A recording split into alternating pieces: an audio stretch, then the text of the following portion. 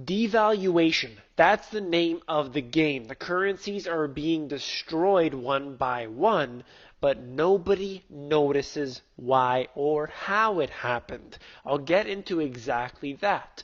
This is Janet Yellen, the Fed chairman. Isn't she lovely? She is here to destroy the US dollar. Ben Bernanke couldn't finish that project, but here is Janet Yellen to do that. She has been tapering back on the money printing that's been happening, but I assure you that is not over, not by a long shot. Goldman Sachs sees QE3 going up to as much as $2 trillion, which would make it the biggest of the three. And you may notice that these have to continue to increase in quantity. So if they do stop this, the QE4 will be 5 trillion, QE5, so on and so forth. They have to do this because as they continue this system, it gets worse and worse. It doesn't fix anything. It's just handing money to the bankers. That's all this does. And China's currency peg. The reason I'm mentioning this is that the US dollar is being devalued. So the Federal Reserve is printing money like no other. But other countries around the world need to seem relatively fair and relatively attractive so that they can do their exports, China being obviously a main culprit of this. So what do? They hit the printing presses as well. And every country around the world has done this. And actually a big surprise that I found was the Swiss franc.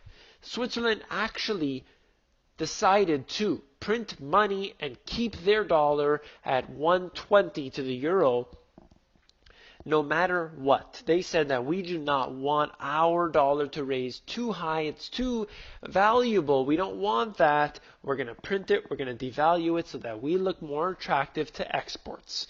And that is a travesty. They took probably the most sound currency in the world and said that they will do what everyone else does, and that's print the money.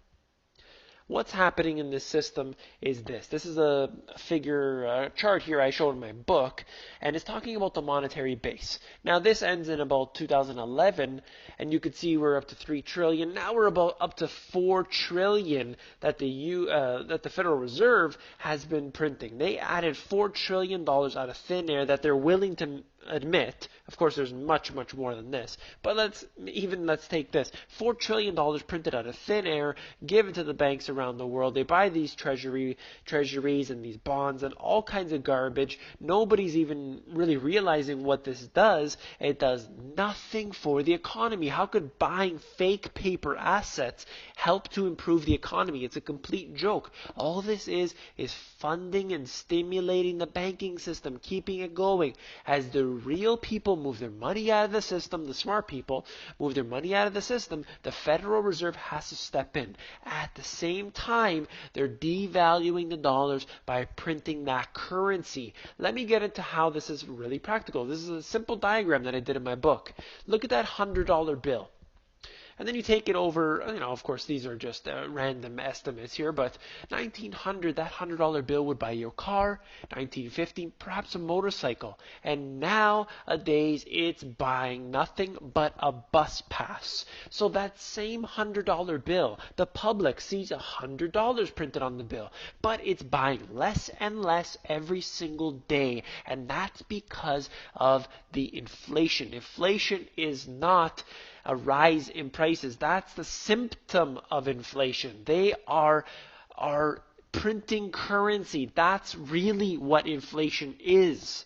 Inflation is the increase in the monetary supply, and the Federal Reserve is doing that, and all other countries around the world are doing that. They're increasing the money supply, the symptom of which is rising prices, and that means a devaluation of your dollar. So you keep a $100 bill inside your wallet, and then perhaps you didn't want to spend it, you saved it, and then you gave it to your child and he kept it in his wallet, and by then it wouldn't be worth anything by then practically because of this devaluation. So you need to hold on to assets. See, if that individual would have held on to that car instead of that $100 bill, he'd be holding on to something more valuable. And that's just an example I'm throwing out there. But that's the point. The countries around the world simultaneously are devaluing the dollars, and here we are holding on to those dollars. We earn that in our 9 to 5 jobs. We get paid on that. We have to pay for things in that. And look what happens. They are destroying us by their own design. They set up this system intentionally so they have full control over it.